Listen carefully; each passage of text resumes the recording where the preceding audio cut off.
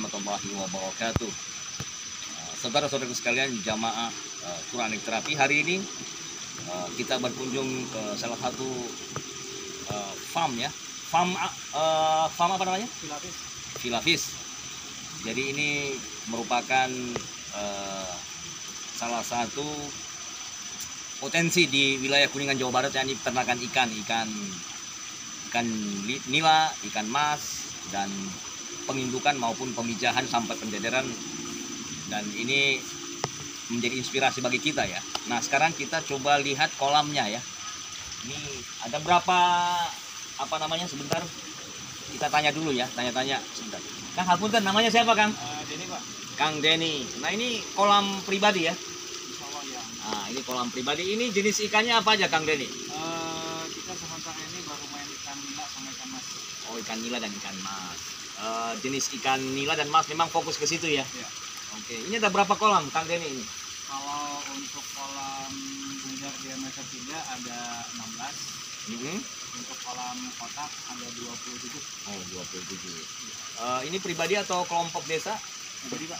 Pribadi, alhamdulillah. Jadi ini satu hal yang perlu kita ketahui. Beliau ini seorang entrepreneur ya, wirausahawan yang luar biasa dan sudah mengembangkan. Ini berapa lama ini Kang Denny usaha perikanannya ini? Udah lama? Kalau main di ikan sih udah 5 tahun. Cuman kalau untuk terjun ke usaha baru 1,5 tahun, Pak. Oh, 1 tahun setengah. Dan ini menjadi salah satu income utama ya? Ya. Apa ada pekerjaan yang lain? Nggak ada. Enggak ada, memang Fokus di sini, Pak. fokus ke perikanan ya. Oke. Pengalaman dalam beternak ikan ini gimana? Suka dukanya? Sukanya dulu, kita bicara sukanya dulu. Gimana? Senang apa gimana? Ini hobi atau apa Kang?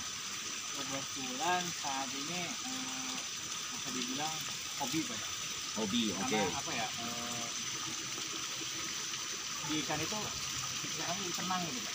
Oke. Satu main air gitu kan. Terus interaksi sama ikan, kayak kita ada refleksi ke Alam. Gitu. Oke. Jadi memang mungkin Kang Denny ini unsur di dalam dirinya lebih dominan unsur air ya. Ya, air. Jadi cenderung senang untuk melihat air, melihat ikan gitu. Mungkin hampir sama dengan saya. Kebiasaan kita itu kan sering melepas ikan di sungai gitu ya. Senang gitu ya. Sama ini nih, beliau nih, kameramennya ini kan. Udah berapa banyak kita lepas ikan nih? Ada berapa ribu kita lepas ikan kemarin? Ada ribuan ekor ya? Ribuan.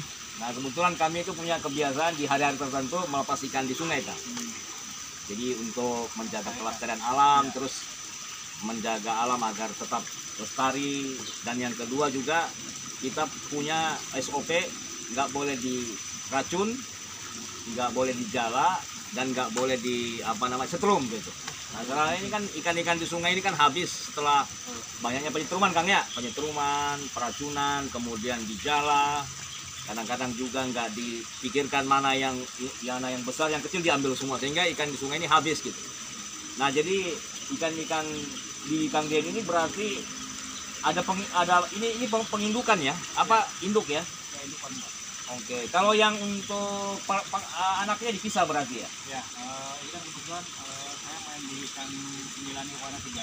Oh, ikan nirwana 3, oke. Jadi saya di sini saat ini lebih fokus ke pembenihan, Pak.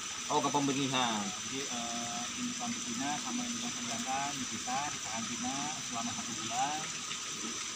Setelah 1 bulan kita cek, periksa si indukan betina apakah sudah matang gonat atau belum. Oke. Ketika sudah ada yang matang gonat, kita masukin ke kolam untuk pemijahan.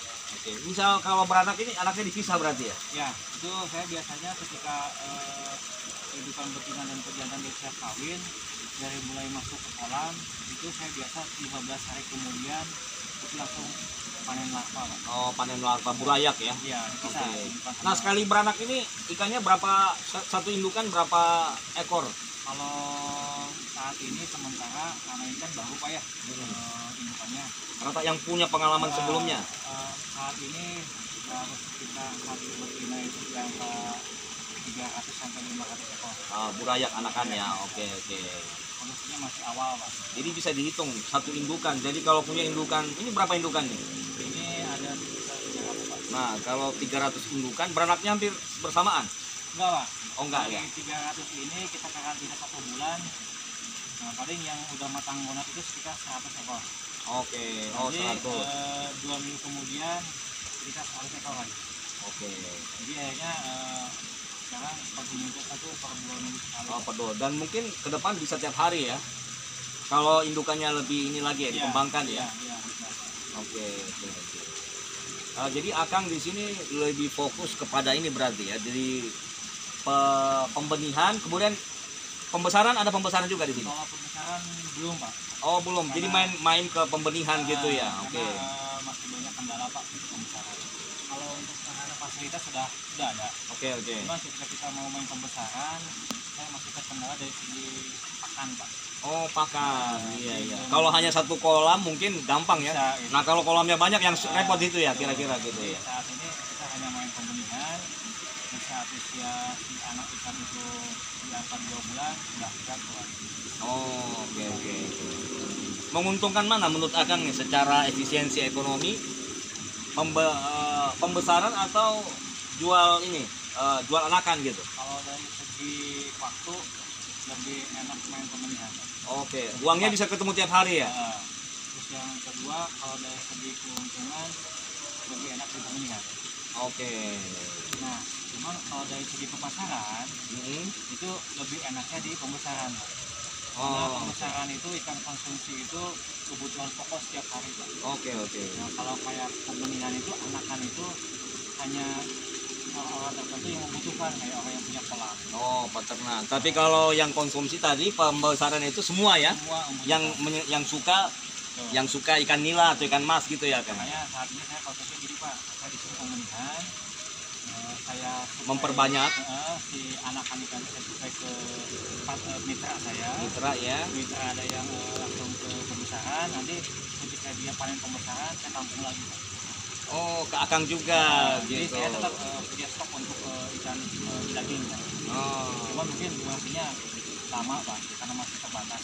iya, iya, iya, iya. Kalau pemasaran nggak ada kendala selama ini untuk anakan ataupun pembesaran itu. Alhamdulillah, Pasarnya kemana dijual? Alhamdulillah kalau untuk saat ini semuanya sudah rapi, Pak ya. Eh, saya sudah tidak ketergantungan lagi ke tengkulak, Pak. Oh ya, selama ini kan yang ya mohon maaf ya. Ini kita harus tahu ya. Jadi di dalam dunia bisnis apapun, atau baik perikanan, pertanian, peternakan ini terkadang memang orang-orang yang punya modal ya, atau tengkulak istilahnya Kang ya. Nah, ini tengkulak yang biasa memainkan harga ya. Apa gimana? Artinya tidak sesuai dengan harga. Ya itu Gimana? agak bisa terjadi karena memang mata rantainya seperti itu, Pak. Iya, iya. Tetap yang tidak diuntungkan itu petani, Pak ya. Iya, iya, Karena betul. petani kan itu dia dari mulai awal memelihara sampai panen itu misalkan jangka waktu 100 hari. Dia ngerasain yang namanya perihnya memelihara Melihara. ikan, Dan saya rasakan juga itu. kematian, Iya. susahnya beli pakan, segala macam kendala di lapangan. Nah, sedangkan si tengkulak dia hanya mengambil hasil panen terus dilempar lagi. Dilempar Ya kan? lagi. Jadi yang diuntungkan ini di sini dari segi perawatan waktu itu tengkulak, Pak. Tengkulak sebenarnya ya. Nah, cuman ya kita juga nggak bisa pungkiri, Pak ya, karena memang peranan tengkulak juga sangat dibutuhkan. Dibutuhkan. Nah, kalau selama ini Akang jual ke tengkulak apa langsung ke konsumen langsung? Kalau awal sih saya masih kerjasama dengan tengkulak, Pak. Oke. Karena minimnya ilmu pemasaran. Oke. Tapi seiring Relasi ya, jaringan. Nah, seiring waktu berjalan, akhirnya saya mencoba untuk membangun pemasarannya sendiri. Di lewat jalur apa tuh pemasarannya, atau door to door dari orang per orang ya. atau instansi? Jadi saya lebih memanfaatkan kayak relasi, Pak. Oh, Kayak relasi. misalnya saya punya teman di beberapa desa A, B, C, D. Saya rangkul mereka, saya punya ikan, saya supply ke mereka, dan saya harga sekian, mereka jual langsung ke konsumen harga sekian. Dan itu sangat efektif, Pak. Oh, begitu ya. Nah, dengan cara seperti itu minimal saya memangkas yang namanya Mata rantai. ketengkulak. Ya, mata rantai ini ya, jadi, distribusi yang ini betul. ya. Jadi saya tuh bisa berani membeli hasil panen petani Selisih harga dengan tengkulak berapa? bisa di angka 2 sampai 3 ribu, Pak, per kilo. Oh, begitu. Oh, iya. Misal ini tinggi saya. mohon maaf, kalau ikan nila kan sekilo di pasar itu berapa harga? 28 ya? Kalau di pasar kita beli ya untuk konsumsi itu kisaran di angka 35.000. Ya, 35.000. Nah, kalau Akang beli biasanya ke petani, ke plasma atau binaan mitra itu? Nah, kalau saya biasa beli ke mitra saya itu di angka 23 sampai 25.000, Pak. Oh, 25.000. Iya, ya. Kalau pasar kan beda ya harganya. Nah, kalau tengkulak harga berapa biasanya kalau tengkulak? 20.000 mungkin ya? 18.000. Segitulah, Pak. Iya, ya, 18 sampai 20.000 ya. Segitulah. Iya, benar. Karena ya tengkulak juga kan mungkin dia punya perhitungan, Pak. Iya. Dari operasional Segala macam. resiko Resiko. kematian juga. Iya. Mungkin perhitungannya seperti itu. Jadi mungkin satu hal yang perlu kita, jadi selama ini kan mohon maaf nih, ini masukannya juga ya. Para peternak ini kan tidak melakukan pengolahan ya. Yang ideal memang bagaimana mengolah ikan ini menjadi ikan olahan, kemudian diberi bumbu, kemudian di frozen ya gitu ya. Itu harganya bisa lebih mahal mungkin ya. Bisa. Sistem frozen itu kan. Ya cuman memang untuk memberikan edukasi seperti ini butuh modal yang besar ya Kang, kira-kira ya. Mulai dari pengolahan, kemudian harus punya mesin frozen, harus kemudian gitu ya. Nah, jadi Akang ini mungkin ya simple ya, artinya tidak istilahnya semua ya, karena emang kita ini terbatas ya Kang ya. Terbatas dari sisi modal, terbatas dari sisi mungkin pemasaran gitu kan. Tapi mungkin ke depan ada apa harapan-harapan Akang di farm perikanan ini? Maksudnya punya cita-cita apa atau harapan-harapan apa yang mungkin Kalau target saya, Pak ya. target-targetnya tuh? Target saya mungkin saya pengen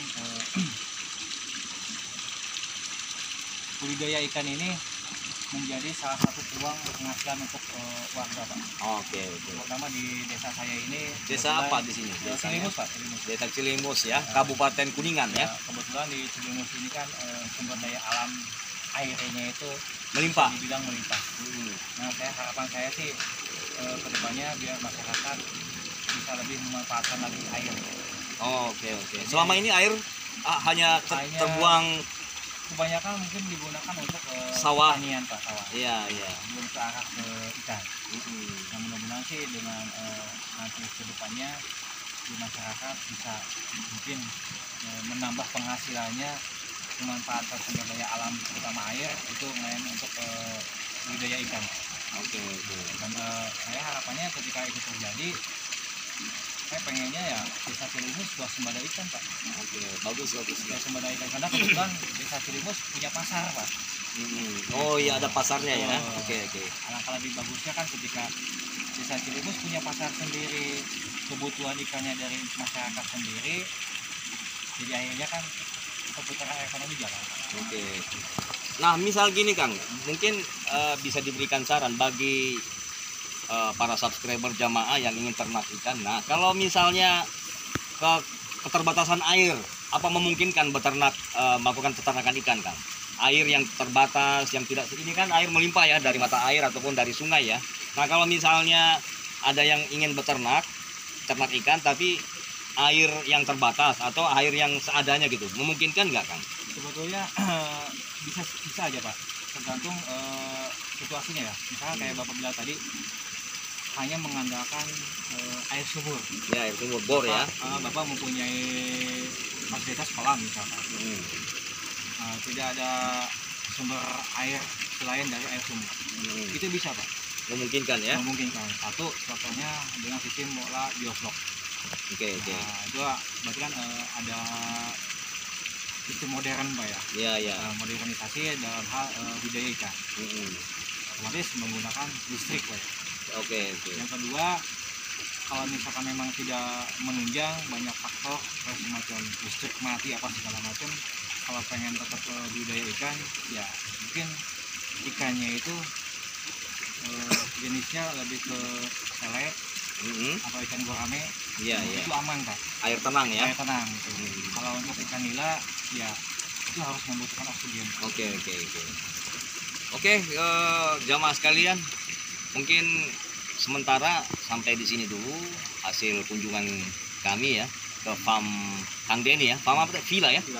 Villa Fish. Jadi bagi jamaah yang ingin beternak ikan atau punya keinginan untuk menjadi income ya, baik income utama ataupun income sampingan. Nah ini boleh kita tiru nih, coba di shoot nih ya. Ada berapa kolam semua ini Kang? Kolamnya nih Ada berarti 16 ditambah 27 43 Pak. Oh 43 ya, 43 kolam yang 43 kolam. kolam terpal ada 43. Oke, luar biasa ya. Jadi 43 kolam ini kalau diatur sistem pola tanamnya mungkin akan bisa menjadi ikan harian nggak Kang ya? Iya Pak. Luar biasa, luar biasa. Oke, mungkin atur nuhun, terima kasih Kang Denny atas waktunya. Dan sekali lagi bagi jamaah yang ingin beli benih ikan atau ingin belajar ternak ikan, boleh ke desa ini ya, Desa Cilimus Kuningan, silakan. Atau yang ingin berinvestasi di dunia perikanan, nah kami di sini nih banyak banyak lahan di Kuningan ini, banyak pembenihan, pembibitan, pembesaran. Nah, silahkan bagi yang ingin ternak bisa menjadi inspirasi di wilayah masing-masing atau boleh berkunjung ke tempat kami ya. Terima kasih Kang Denny, hatur nuhun. Siap. Ya.